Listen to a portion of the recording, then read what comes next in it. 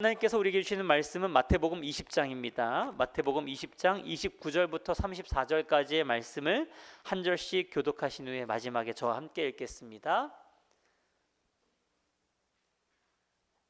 네, 마태복음 20장 29절. 그들이 여리고에서 떠나갈 때 큰 무리가 예수를 따르더라.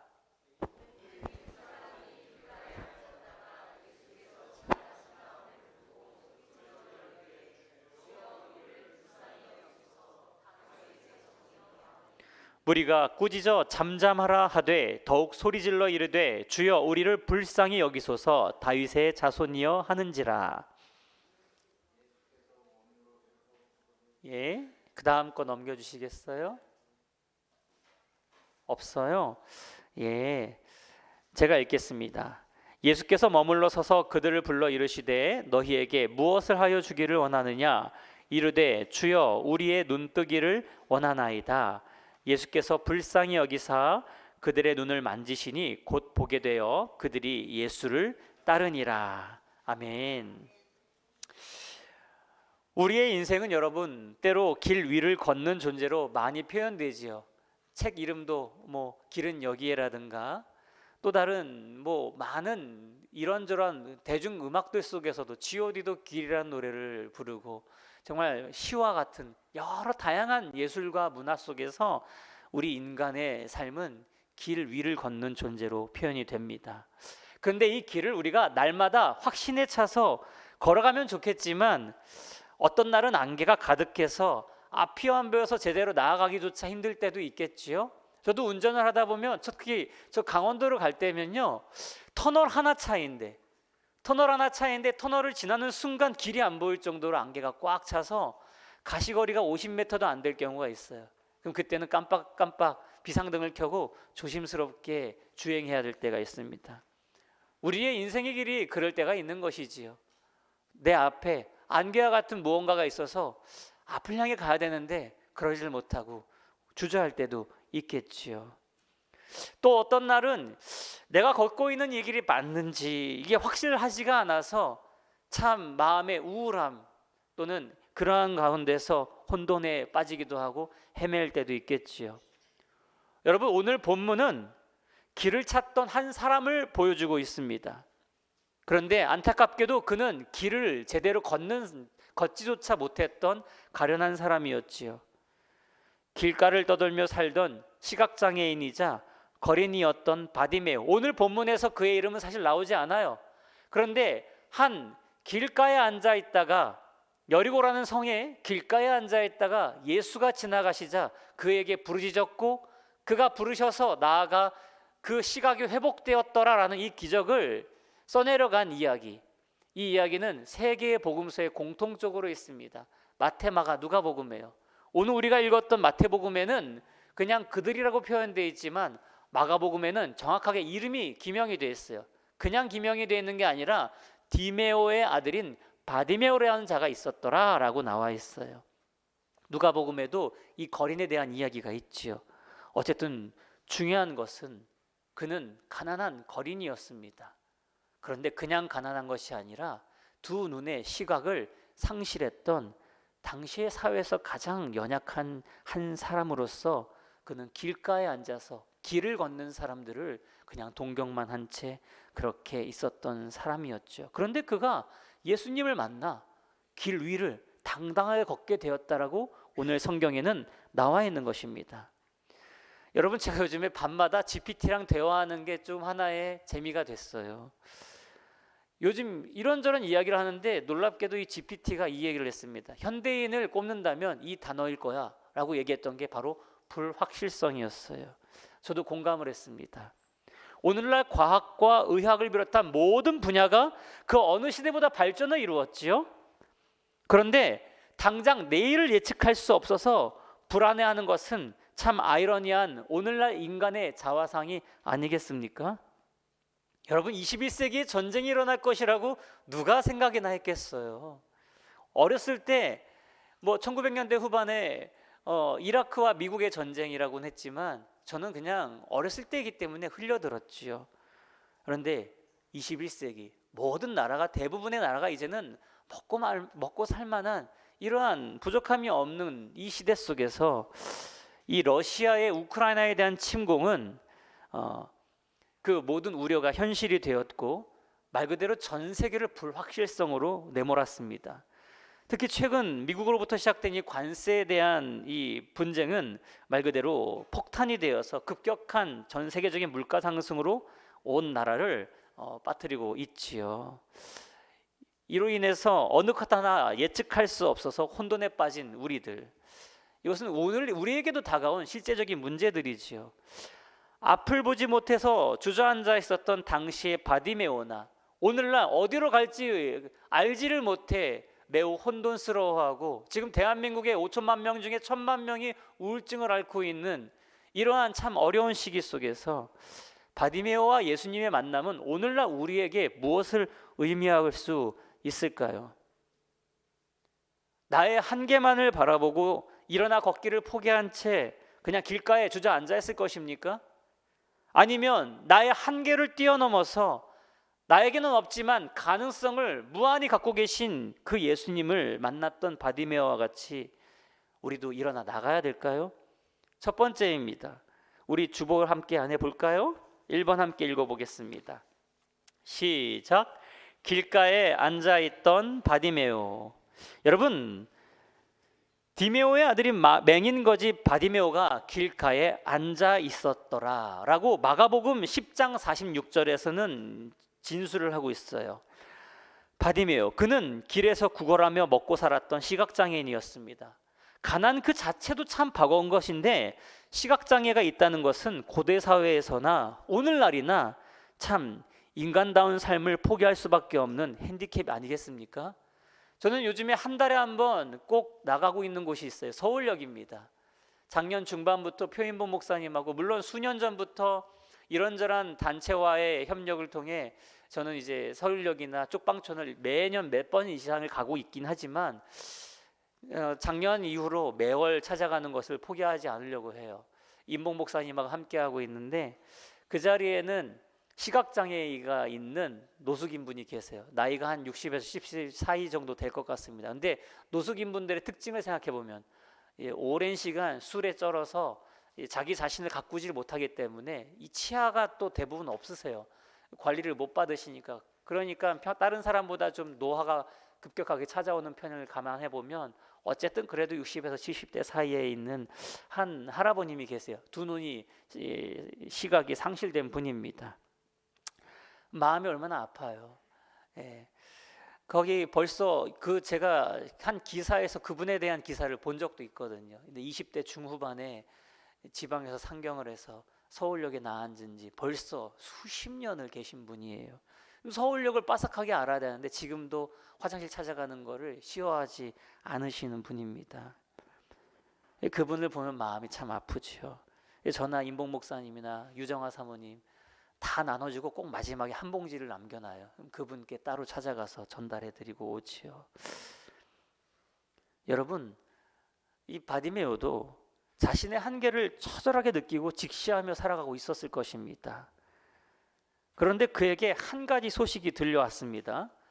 성경의 구약에서 선포되었던 구원자, 그 구원자가 바로 자기 곁에 다가왔다라는 이 믿을 수 없는 소식을 그는 들었던 것입니다. 그래서 그는 목소리를 높여서 외치기 시작했어요. 다윗의 자손 예수여, 나를 불쌍히 여기소서. 자, 한번 따라해 보시겠습니까? 다윗의 자손 예수여, 나를 불쌍히 여기소서. 오늘 우리 유브리지가 마지막 찬양으로 불렀던 수많은 무리가 줄지어 예수를 따랐다. 이게 성경에 있는 이야기예요. 예수님 곁에는 수많은 무리가 운집해서 따라다녔다고 제자들은 증거하고 있습니다. 다윗의 자손 가운데서 구원자를 보내리라는 하나님의 약속을 믿었던 이 바디메오, 예수님을 따랐던 수많은 무리 가운데는요 허수도 많았어요. 어떤 허수냐고요? 예수님의 그 입술에서 나오는 말씀을 듣기 위해서 따라다녔던 사람들도 있었지만 그러던 가운데 예수님이 기적도 행하셨거든요. 빵 5개와 물고기 2마리로 남자의 수만 5천 명, 여성들과 아이들과 노인들까지 합치면 수만 명에 이르는 사람들을 먹였더라라는 증거들이 성경에 기술되어 있습니다. 그 경험을 겪었던 사람들이 뭘 먹기 위해서요? 또 다른 빵, 또 다른 물고기를 얻어먹기 위해서 따라다녔던 허수의 사람들도 있었던 거예요. 그런데 이 바디메오는 정확하게 알고 있었던 거예요. 다윗의 자손 예수여 나를 불쌍히 여기소서. 다윗의 자손은 구약에서 약속되었던, 하나님이 세상을 창조하셨다. 그런데 인간도 창조하셨지. 그런데 하나님이 창조한 인간은 하나님을 배신하였고, 인간이란 존재는 하나님을 형상을 닮도록 창조되어서 모든 것이 완벽했지만 안타깝게도 하나님을 배신했기 때문에 불완전한 존재가 되었지. 그러한 인간 앞에는 죽음이라는 큰 구렁텅이가 있어서 인간은 이 죽음을 회피하고 싶지만 건널뛸 수가 없어 절망에 빠져 있지. 또 인간은 이 또 다른 죽음의 의미인 하나님으로부터의 단절로 인해서 괴로워하고 있지. 죄책감, 허망함, 뭔지 모를 이 거절감. 그런데 그 모든 죽음과 단절과 이 거절, 허망함으로부터 구원해 주리가 있으니 그가 바로 예수다라고 성경은 선포하고 있었던 것입니다. 구약에서요. 근데 놀랍게도 이 바디메오는 그걸 정확하게 알고 있었던 거예요. 다윗의 자손 예수여 어떻게 해요? 나를 불쌍히 여기소서. 요한복음에도 이런 사람들이 있지만 자기들은 본다고 주장하는 사람들이 있었어요. 눈 뜨고 있으니 본다고 여기겠죠. 오히려 본다고 하던 자들은 자신들의 눈앞에 서 계시던 하나님의 아들을 알아보지 못하고 끝내 십자가에 못을 박았지만 볼 수 없어서 무시당하던 바디메오는 믿음의 눈으로 똑바로 바라보면서 외쳤던 것입니다. 그것은 이 당시의 사람들만 그렇습니까? 현대인들은 모든 것을 보고 있고 또 볼 수 있다고 자부하며 살아갑니다. 제임스의 망원경은요, 지금도 우주를 날아가면서 끊임없이 우주의 신비를 찍어서 보내주고 있지요. 그러나 그러면 그럴수록 우리는 더 궁금증에 빠집니다. 우리는 현미경을 들여다보면서 우리가 지금까지 알지 못했던 여러 의학의 신비한 부분들을 알아가고 있죠. 그러나 알아가고 밝혀낼 뿐입니다. 그런데 알면 알수록, 멀리 가면 갈수록 우리는 더 큰 궁금증에 휩싸이는 것입니다. 그래서 인간은 누구이지? 인간은 어디로부터 왔는가? 인간에게 찾아오는 죽음이라는 그 마침표 이후에 인간은 어떻게 되는 것인가? 우리 인류는 이 죽음 너머의 인간을 알 수 없어서 끊임없이 여러분 인간에게 찾아온 가장 큰 불확실성은 뭐겠어요? 죽음입니다. 죽음 앞에 인간은 무엇도 확실할 수 없으니 끊임없이 불안과 두려움에 휩싸여서 제대로 그 길 위에 서지 못하고 길가만 맴돌며 있는 것 아니겠습니까? 두 번째 한번 읽어볼까요? 함께 두 번째를 읽어보겠습니다. 시작. 그럼에도 불구하고 예수님께 나아간 바디메오.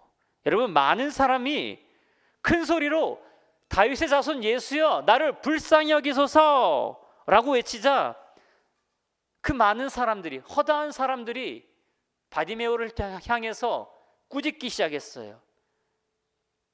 제가 지금 표현이 오늘 예배라 그렇지만 야 이 뭐 같은 놈아 가만히 있어 이렇게 하지 않았겠어요? 제가 노숙인 분을 만난다고 했잖아요. 그분이 어딘가를 향해 가려고 해서 제가 이렇게 쿵쿵 부딪히고 다니시길래 어디 가세요? 지난주 월요일날 했더니 화요일이었군요.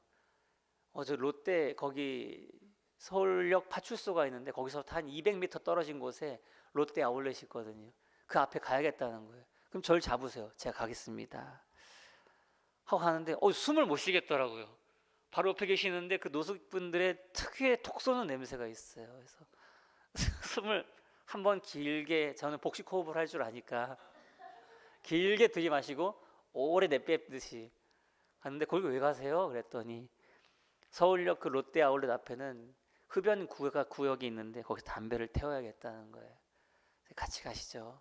저랑 어깨 이제 팔짱을 끼고 가서 그분이 또 이제 이분에게 담배를 이제 부딪히면서 받아야 될 거 아니에요. 사람들이 피하잖아요.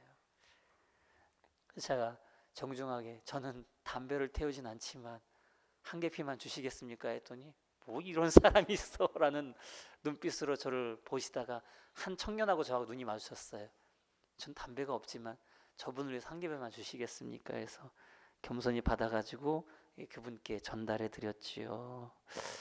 담배 한 개비 얻는 것도 사람들은 불편해해요.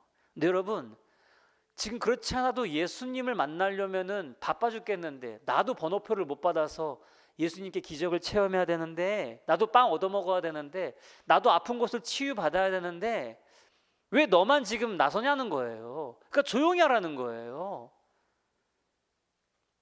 사람들은 길가에 앉아있던 맹인 바디메오를 보고, 야, 너는 지금 순서가 돌아오질 않아. 너는 가진 것도 없고, 너는 지금 너의 신체는 그런 장애도 있고, 너는 자격이 없어. 넌 저 뒤에서 그냥 가만히 있어 라고 적당히 해 라는 얘기를 하는 거예요. 그런데 저는 배워야 돼요, 이 바디메오에게. 그럴수록 바디메오는 예수님을 부르짖는 것을 포기하지 않았어요. 사람들이 꾸짖으면 꾸짖을수록 그는 더 높여서 목소리를 외쳤던 것입니다. 결국 예수님은 그를 자기 곁으로 올 수 있도록 허락하셨고 바디메오의 시력을 회복시켜 주셨다는 거예요. 무리가 꾸짖어 잠잠하라 하되 더욱 소리질러 이르되 주여 우리를, 주님 저를 불쌍히 여겨 주십시오. 다른 복음서에선 이렇게 표현도 되어 있어요. 예수께서 그를 나에게 오라고 하시자 바디메오가 자기가 걸치고 있던 누더기 같은 옷을 벗어던지고 그가 그 자리에서 벌떡 일어나서 예수께 나아갔다라고 나와 있어요. 바디메오는 부르짖었습니다. 자신의 한계 앞에서 주저하거나 연약한 자신을 바라보며 낙담하지 않고, 또 때로는 자기를 향해 가만히 있어 그만해 라고 외치는 사람들 앞에서 주눅이 들어서 그렇게 포기하지 않았다는 거예요. 그는 자신을 향한 사람들의 시선이나 자기 자신을 향한 자기의 시선에 머무르지 않고 모든 시선을 전능하신 하나님께 향하여면서 그는 그렇게 직시하면서 부르짖고 나갔던 것입니다. 오늘 우리를 향한 그러한 공격은 없을까요? 여러분이 아마 내가 이제 하나님을 좀 알아가야 되겠어 라는 마음을 품는 순간 사단은 여러분을 공격하기 시작할 것이지요. 적당히 해, 적당히 믿어, 적당히 해야지.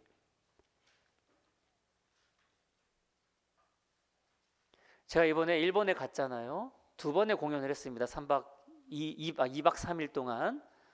근데 첫째 날 공연을 늦게 끝냈어요. 늦게 끝나고 거기 일본 분들이 저희 한국에서 간 뭐 조혜련 씨라든가 워낙 유명한 연예인이시잖아요. 크리스찬 연예인으로서 뭐 표인봉 선배님, 뭐 드러머 리노, 뭐 우리가 작년에 경험했던 귀한 분들 다 너무 이분들이 좋아하시니까 사진 찍고 뭐 하다 보니까 11시가 훌쩍 넘었어요.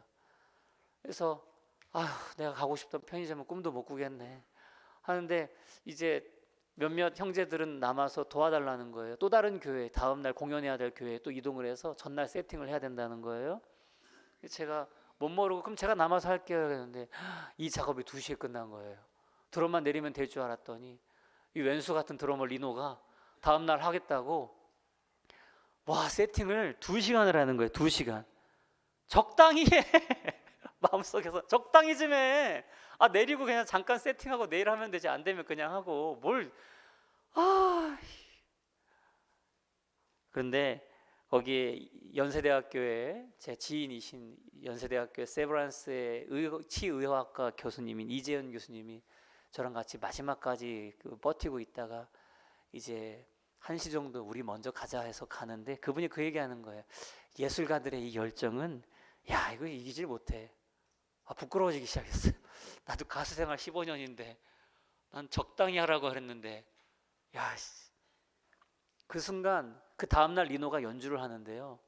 거기에 모였던 약 200여 명 정도, 150에 200여 명 정도 되는 거기 현지 선교사님들, 20명을 넘는 선교사님들과 한인 교인분들과 그리고 초청받아서 온 일본 분들이 어떤 분은 울면서 리노의 연주를 듣는데 리노가 북을 치는 순간부터 우시면서 기도를 하시더라고요. 리노가 나중에 보니까 손이 다 찢어져가지고 피가 또 철철 났어요. 그걸로 약 20분을 북을 치면서 드럼을 치면서 복음을 전하는데 그리스도인에겐 적당히 없다. 저걸 배워야겠다. 나도 목회자로서 설교를 준비하고 오늘 예배를 준비할 때 이제부터는 적당히 하면 안 되겠다. 최선을 다해서. 여러분, 바디메오가요, 너 그만 좀 해, 적당히 하라고 했을 때 적당히 했잖아요. 그는 시력을 회복했겠습니까? 못했어요. 시력을 회복하는 것 정도가 아니라 그는 구원자로 이 땅에 오신, 여러분이 믿거나 말거나 제자들은 목숨을 걸고 전했던 이 땅에 구원자로 오신 예수 그리스도를 자기 눈앞에서 본 것입니다. 그는 포기할 수 없는 한 가지가 있었어요. 그게 뭔지 아십니까? 소망입니다. 우리 교회도 시각장애를 갖고 있던 몇 분의 또 성도님들이 계셨지만 제가 이번에 만난 그 노숙자시는 그분을 만나면 그분들의 일생의 소원이 뭐겠습니까, 여러분? 스티비 원더라는 세계적인 팝 가수가 있습니다. 그가 평생의 소원은 딸의 얼굴을 한번 보는 것이었어요. 그래서 만든 곡이 이진실 러블리였어요. 그가 시각을 찾기 위해서 큰 수술 한번 받다가 죽을 뻔했거든요. 그렇지만 시각을 못 찾았어요. 여러분, 시각이 없는 자들의 일생의 소원이 뭐겠습니까? 두 눈을 떠서 사랑하는 내 가족의 시선을 맞추고 저 푸르른 나무의 잎사귀도 한번 보고 피어나는 꽃들의 형형색색을 보는 게 그들의 꿈 아니겠습니까? 그런데 이 바디메오는 그의 소망이 바로 그것이었던 거예요. 내 구원자를 내 두 눈으로 보리라. 여러분, 대한민국 국민은 제가 성급한 일반의 오류를 범하면 안 되겠지만 생각보다 대한민국 국민은 유난히 다른 사람들의 시선을 의식하며 살아갑니다. 나의 소신이나 분명한 가치를 따라 살아가는 것이 아니라 다른 사람들은 나를 어떻게 생각하지? 라는 이런 기준에 자기 삶을 맞추려고 하지만 그럴수록 나라는 존재는 더 초라해지고 이 충족할 수 없는 타인의 시선, 그 기준은 결국 나를 상실하게 하는 요인이 되는 것이지요. 물론 타인은 나라는 존재의 거울이 되어준다고 심리학자들은 얘기합니다. 하지만 타인이 나의 절대적인 절대 가치가 되는 순간 우리는 정말 가련한 존재가 돼버리는 것이죠. 여러분, 소망을 붙잡고 부르짖기를 포기하지 않았던 바디메오, 그가 다른 사람들의 시선, 다른 사람들의 나를 향한 그 언급들에 내가 이 소망을 포기했다면 내 앞에 구원자가 있고 그가 나를 오직 유일하게 그만이 나를 구원해 줄 수 있다는 이 분명한 확신과 믿음이 없었다면 바디메오는 오늘날 우리에게 읽혀지지 않았을 것입니다.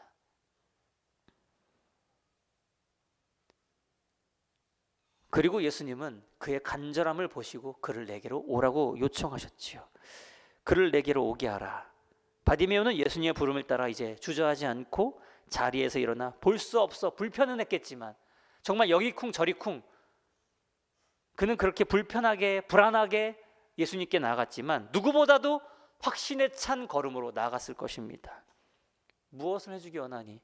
너는 나에게 무엇을 원하니? 주님, 보기를 원합니다. 저에겐 살아있는 예수님께서 너에게 보는 것을 허락한다 하셨고 바디메오는 이제 두 눈을 회복해서 길가에 앉아있던 인생이 아니라 그는 이제 길 위를 올라서 예수님을 따른 삶을 살았다라고 성경에서는 기록하고 있습니다. 우리 마지막 세 번째 함께 읽어볼까요? 시작. 예수님을 따라 길 위에 선 바디메오. 길가에 앉아있던 바디메오, 그는 이제 앉아있던 자리를 떠나 길 위에 올라서서 예수님을 따라 걸어가는 인생을 살아가게 되었습니다. 마가복음 10장 52절에서는 이렇게 나와 있어요. 그가 곧 보게 되어 예수를 길에서 따르니라. 여러분에게 질문합니다. 여러분은 길 위에 서 있습니까? 여러분 길가에 계시진 않습니까? 여러분의 신앙의 연수와 상관없이 여전히 길가만 맴돌고 있지는 않으세요? 여러분은 보고 있다고 자부하십니까? 나는 보고 살고 있어요. 그런데 정작 하나님께서 라오디게아 교인들에게 안약을 사서 바르라는 음성을 듣고 있지는 않으십니까? 알 수 없는 내일에 대해서 두려워하거나 염려하고 있지는 않으세요?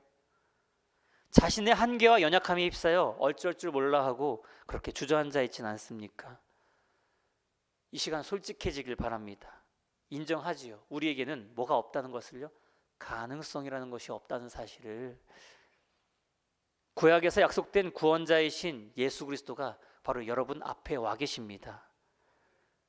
안 믿기세요? 구원자 대신 구약에서 약속됐던 그 예수 그리스도가 바로 여러분 앞에 와 계십니다. 할렐루야. 아멘. 그러면 그분의 이름을 부르십시오. 다윗의 자손 예수님, 나를 불쌍히 여겨십시오. 성경은 선포하고 있습니다. 로마서 10장 13절인데요. 누구든지 주의 이름을 부르는 자는 구원을 받으리라. 할렐루야. 아멘. 누구든지 주의 이름을 부르는 자는 구원을 받으리라고 하나님은 성경을 통해 약속하고 계시는 겁니다. 구원의 시작은 무엇입니까?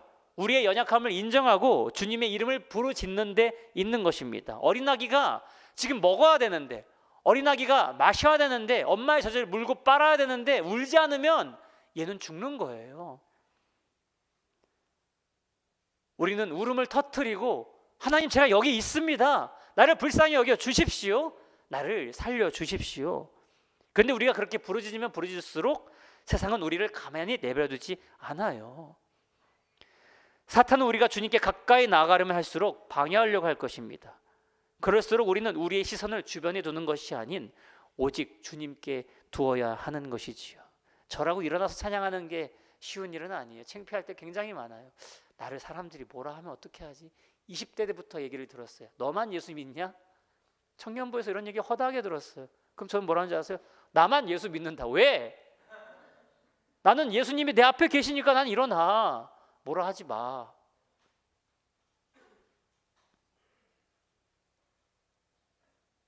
여러분, 일어나세요. 적당이라는 잘못된 덫에 빠지지 마십시오. 신앙엔 적당히가 없습니다. 그러나 우리는 구별할 줄 알아야 돼요. 맹목적인 신앙은 벗어나야 됩니다. 알지 못하고 그냥 믿으라니까 믿는 것은 절대 금기시하셔야 돼요. 내가 믿는 분이 누구인지 좋은 본이 되잖아요. 바디메오는요, 알고 있었어요. 내가 부르짖어야 될 분이 누구인지를 알고 있었어요. 구약에서 약속되었던 그 다윗의 자손 예수님, 나를 불쌍히 여겨 주십시오. 우리를 긍휼히 여기시는 주님께만 소망을 두어야 합니다. 여러분, 죄와 사망에서 자유케 하시는 예수 그리스도 그 십자가 안에 길이 있어요.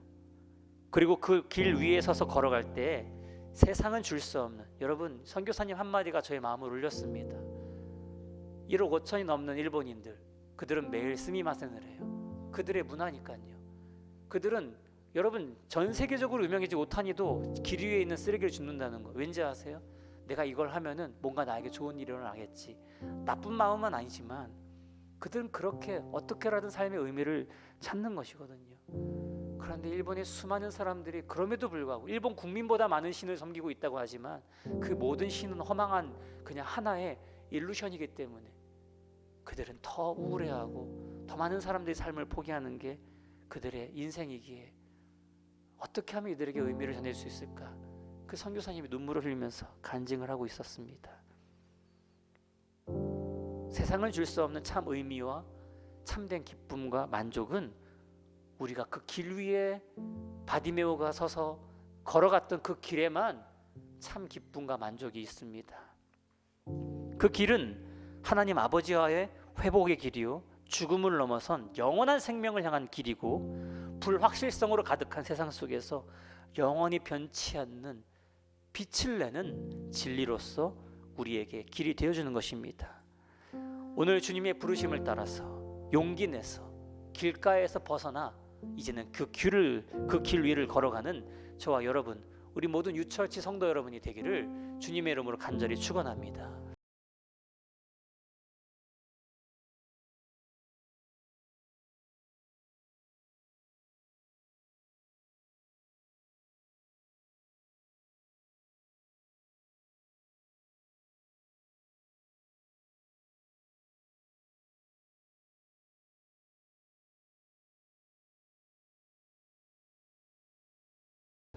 아멘. 우리 함께